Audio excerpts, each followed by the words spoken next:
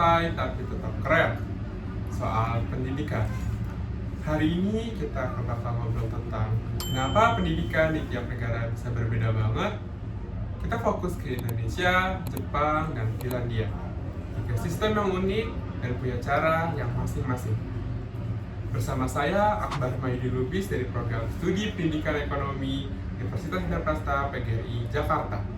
Ada Kak Caca yang membawa pandangan unik dari Indonesia.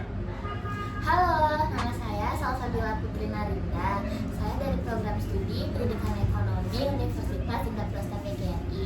Saya biasa dipanggil Caca. Dan ada Kawati yang kenal banyak soal Jepang dan Finlandia. Hai, saya Purnawati, biasa dipanggil Wati dari Program Studi Pendidikan Ekonomi Universitas Indraprasta PGRI Jakarta. Terima kasih ya sudah datang. Terima kasih juga ya, senang bisa berbagi pengalaman. Terima kasih juga, temanya asik banget nih. Oke, langsung kita mulai.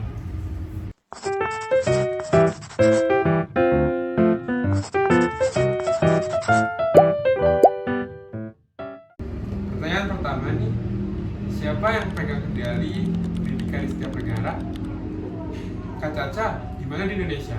Kalau di Indonesia, pemerintah pusat yang bikin kebijakan sama kurikulum, tapi pemerintah daerah yang jalankan di lapangannya. Jadi kayak pusat itu cuma ngasih arahan, daerah yang praktekin. Kadang itu bikin beda banget ya, karena kan kayak di daerah tuh punya kapasitas yang beda-beda gitu. Oh, gitu. Kalau menurut Kawati, Jepang bagaimana? Kalau Jepang ya, semuanya tuh diatur dengan ketat dan nasional banget. Pusat yang bikin standar tinggi, jadi daerah cuma menerapkan aja. Jadi kualitasnya tuh bisa seragam dan konsisten. Oh. Lalu di Finlandia bagaimana Kawati? Nah, kalau Finlandia berbeda nih. Jadi mereka tuh kasih guru dan sekolah kebebasan penuh buat atur cara ngajarnya tuh gimana. Jadi asal tuh tetap satu tujuan utama dari pemerintah pusat. Jadi otoritasnya tuh lebih ke guru aja dan sekolah. Jadi Indonesia di tengah ya? Jepang terstruktur, Finlandia fleksibel. Mana yang paling ideal? Kalau saya lihat ya, konsistensi memang kunci sih. Tapi yang Indonesia butuh itu bukan cuma soal kebijakan bagus, tapi caranya tuh biar semua daerah tuh maju bareng-bareng, bukan cuma beberapa tempat aja. Setuju banget sih. Soalnya kan kadang ya saya juga merasa pemerintah daerah tuh butuh lebih banyak dukungan teknis juga kan, biar arahan pusat juga bisa sampai ke murid dengan kualitas yang sama. Itu sih yang jadi PR besar.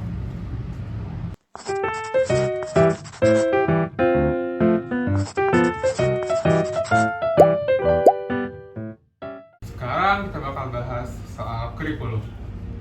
Kak Caca, kekuatan dan tantangan kurikulum di Indonesia seperti apa? Kita kan punya visi besar buat kembangkan akademik, karakter, literasi, dan kreativitas. Tapi masalahnya tuh di implementasi tuh belum merata. Guru dan fasilitas tuh beda-beda kemampuan. Oh, kalau Kawati, Jepang bagaimana? Jepang seimbang ya antara akademik dan moralitas. Ada kegiatan kayak bersih-bersih, kerja kelompok, yang memang itu bagian dari kurikulum mereka gitu. Oh, seperti itu. Kalau Finlandia? Kalau Finlandia ya, mereka tuh ini pakai metode belajar yang berdasarkan fenomena gitu loh. Dan masalah nyata yang ada di mereka. Kurikulumnya tuh fleksibel dan holistik. Apa tujuan utama di tiap dari kurikulumnya? Kalau di Indonesia itu dia kejar kesetaraan sama relevansi sih biasanya. Nah, kalau Jepang tuh dia fokus dengan kesetaraan dan karakter sosial. Kalau Finlandia, dia tuh ingin anak mandiri dan membawa pemahaman yang mendalam. Kalau saya boleh bilang, Indonesia tuh memang harus fokus cara agar semua murid tuh dapat akses yang sama gitu. Bukan hanya materi, tapi juga pengalaman, belajar, itu sih yang susah. Iya, dan saya lihat ya dari Jepang dan Finlandia berhasil tuh mereka membuat karakter dan kesejahteraan anak. Kalau Indonesia bisa mengembangkan ini, itu tuh menurut saya bisa jadi hal plus sih. Oke.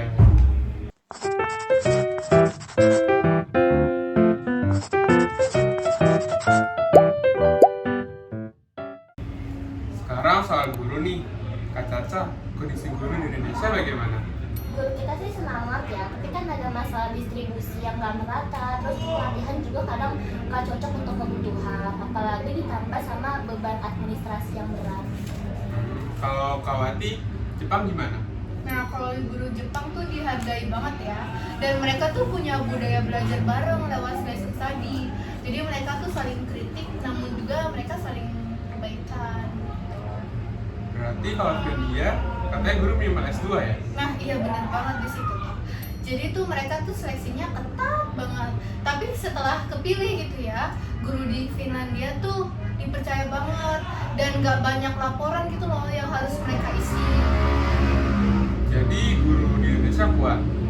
Kuat karena mereka tuh punya tekad sama idealisme, tapi memang sistem pendukungnya tuh harus diperbaiki sih. Iya benar ya. Kalau saya lihat juga ya, idealisme itu kan modalnya besar, tapi nggak cukup kalau sistemnya berat dan nggak mendukung. Perlu juga fasilitas dan pelatihan yang tepat gitu loh, supaya guru tuh bisa kerja secara maksimal dan optimal.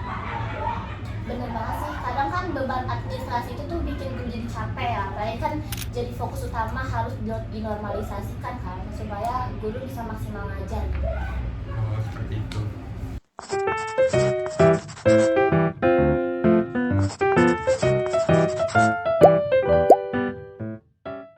Di kelas, apa yang terjadi saat belajar? Kak Caca, Kalau di Indonesia ini tuh mulai ke arah pembelajaran aktif kan, misalnya kayak ada proyek sama diskusi, tapi itu kayak belum semua sekolah siap gitu, karena terkendala mungkin di fasilitas dan pelatihannya juga. oh seperti itu. Menurut Kawati, Jepang bagaimana? Kalau Jepang ya, mereka tuh tertib dan kolaboratif dengan penilaian yang holistik, yang non akademik juga, jadi nggak terpaku dengan akademisnya saja. Baik. Finlandia? Nah, kalau di Finlandia justru murid tuh pusat perhatiannya, banyak proyek dan eksperimen dan nggak banyak juga ujiannya. Jadi nilai mereka tuh lebih fokus ke perkembangan daripada ke ranking. Seperti itu ya. Kalau dibandingkan, siapa yang paling ramah siswanya? Kalau menurut saya sih Finlandia ya. Paling disiplin? Jepang dong. Paling kompleks? Indonesia. Oke, terima kasih. A few minutes later.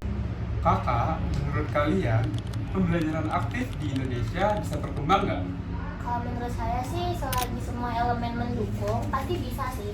Tapi kan harus pelan-pelan juga ya, jangan buru-buru. Karena kan perubahan budaya belajar kan juga butuh waktu.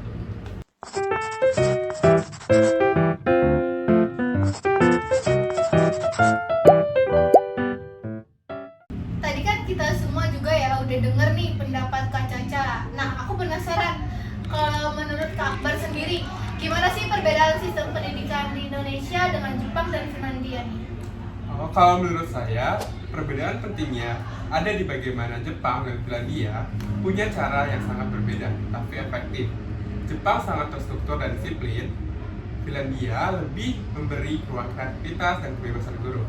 Sedangkan di Indonesia masih perlu cari keseimbangan di antara keduanya agar sistem bisa lebih hidup tapi juga konsisten.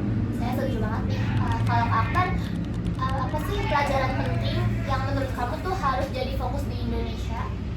Kita harus mengajari perempuan, guru, dan pastikan kebijakan itu jalan di semua daerah atau menata.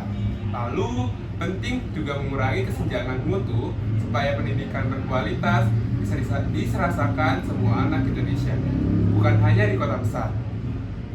Oke. Kalau dari Jepang ya, saya tuh belajar gitu loh, gimana disiplin dan profesional.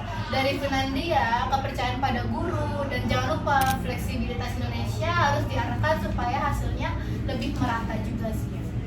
Oke. A few minutes later. Terima kasih Kak Caca dan Kak Wati sudah ngobrol hari ini. Pendidikan itu bukan cuma soal kurikulum atau ujian, tapi soal manusia dan budaya. Semoga kita semua mendapatkan perspektif baru. Terima kasih juga karena udah mendengarkan podcast kita dan terima kasih juga untuk mendengarkan informasi-informasi yang udah kita berikan. Semoga kita semuanya bisa dapat belajar lagi lebih banyak tentang bagaimana sih suatu pandangan sistem pendidikan yang ada di 3 negara ini, dan semoga juga Indonesia bisa mencontoh dari sistem pendidikan yang ada di Jepang dan Finlandia juga ya Kak, mungkin ya. Betul banget ya. Terima kasih juga ya Kak Akbar yang udah ngundang kita nih ya buat kesini, dan Kak Caca juga terima kasih gitu, buat teman-teman juga terima kasih sudah menonton gitu loh.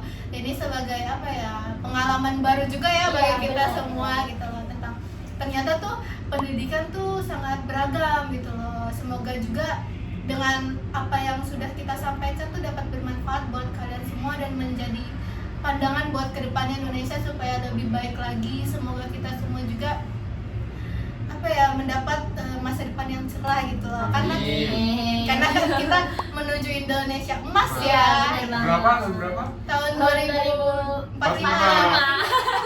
Semoga terwujud ya. Amin. Nah, kita akhiri ya. Sampai ketemu lagi. Stay curious dan jangan lupa, mari kita terus belajar dan bertumbuh bersama. Terima Terima kasih.